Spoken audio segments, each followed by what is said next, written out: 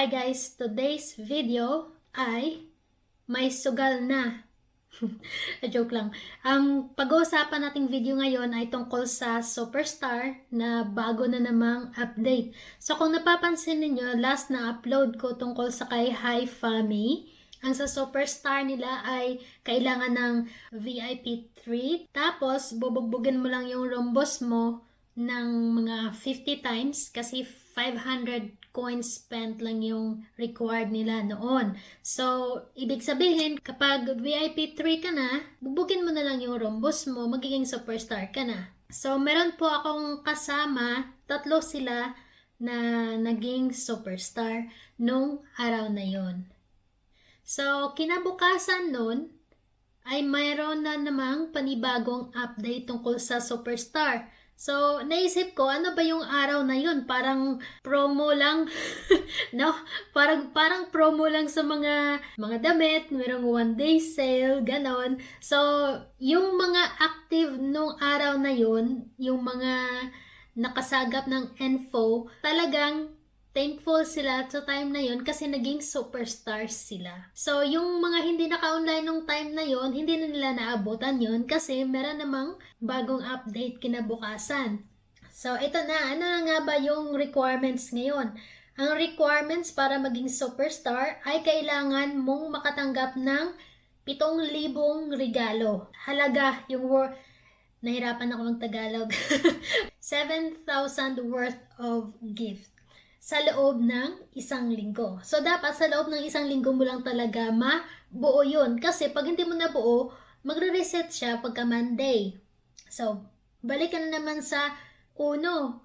Magagather ka naman ng panibagong coins. Kailangan isang bagsakan na lang yun para 7K ka agad. Makikita mo din sa Superstar banner na nakalagay dyan is 7,000 over 7,000.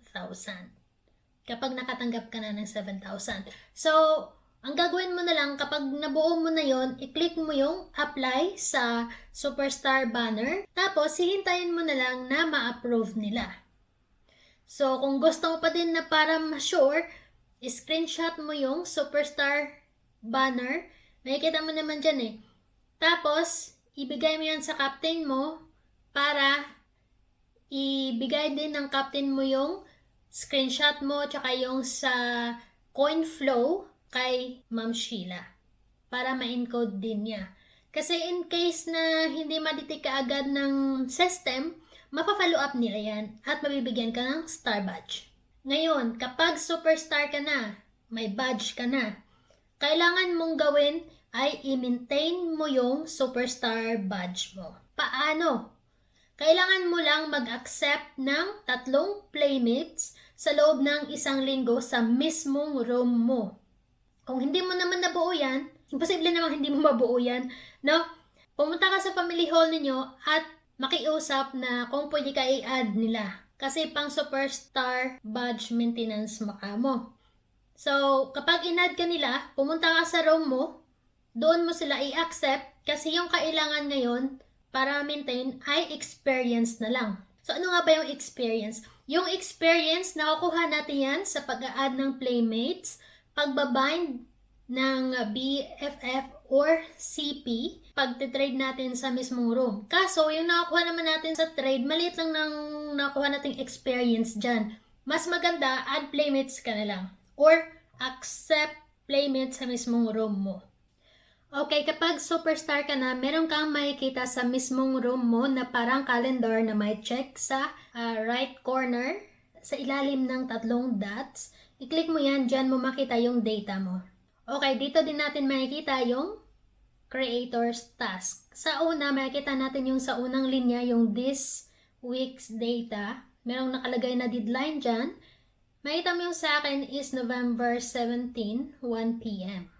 Tapos, yung requirements, weekly room experience, qualification requirement, weekly room experience greater than 500. So, yung 500 na yan, 3 playmates lang, mabuo mo na yung 500.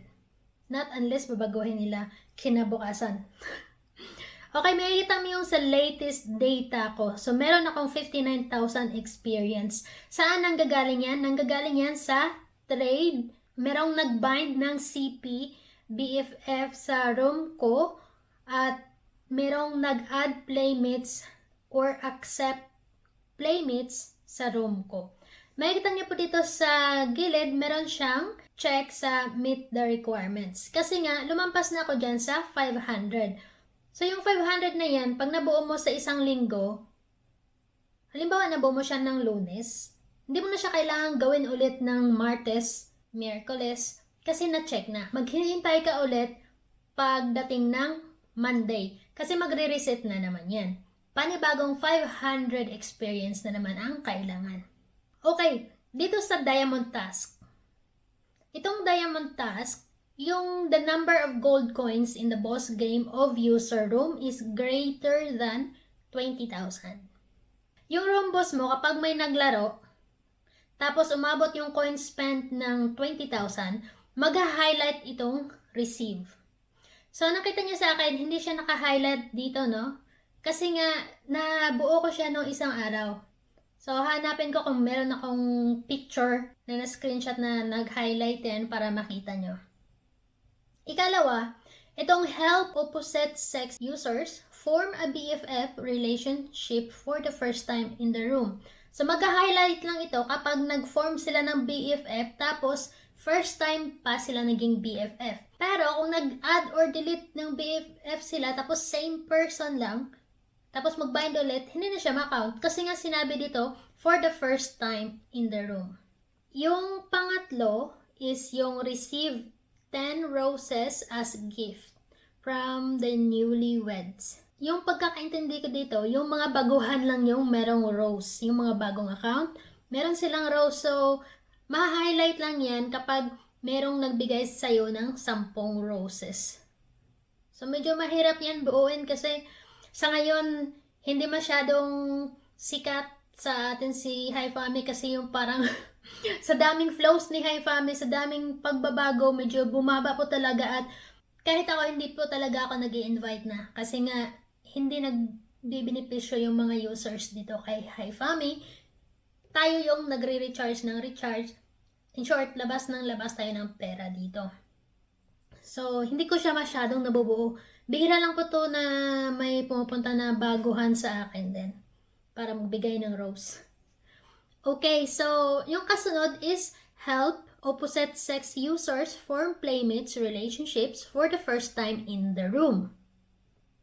So, kapag si babae at si lalaki ay nag-add playmates or merong nag-accept ng playmates na opposite sex niya sa room mo, ma-highlight to. So, makakaroon ka ng diamond. 1 diamond. Okay, so next is introduce a new member to the family. So, kapag may pumasok sa room mo, tapos wala pa siyang family, i-click mo yung invite to the family. Kapag nag-join siya, ma-highlight tong receive. Marireceive mo yung 30 diamonds na yan.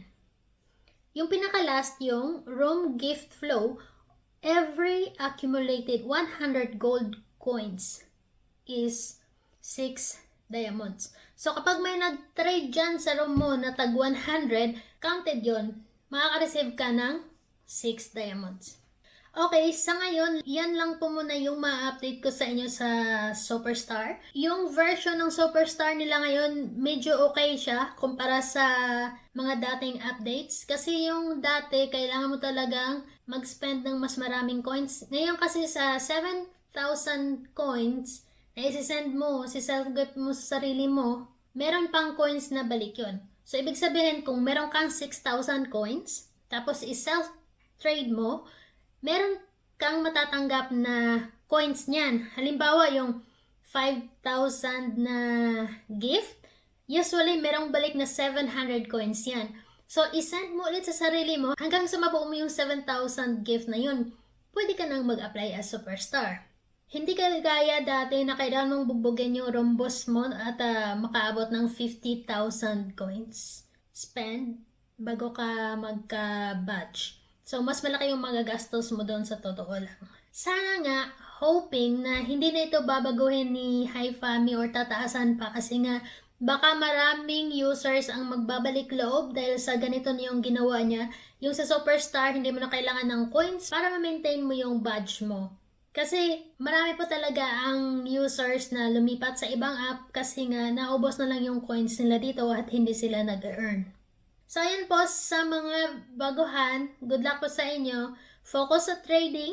Huwag kalimutan mag-tasking sa own room at mag-accept ng playmates para ma-maintain mo yung badge mo. Anyway, kung mawalan kayo ng net at hindi kayo makapag-tasking, make sure na i-update niyo yung captain niyo para siya yung mag-add playmates sa room niyo para ma-maintain pa din yung badge mo. Kasi ako yan yung ginagawa ko kahit nung last na room boss yung required. Pinupuntahan ko yung room nila at binubugbog yung room boss para ma-maintain. Kaso nga, more than 7 days na, hindi na naka-active. So, tinanggal na ni Hi Fami sa family ko. Hindi ko na mahanap yung room niya, kaya mawala talaga yung badge niya. Sayang yun, kasi nga, yung old version ng sa first star nila is sa 50,000 room boss pa yung ginawa niya. So, marami din siya nasayang na pera. So, yan lang po muna sa ngayon. Maraming salamat sa panonood at sa palaging pagsuporta sa aking mga videos. You'll see us for our next video. Thank you for watching. Goodbye. Bye!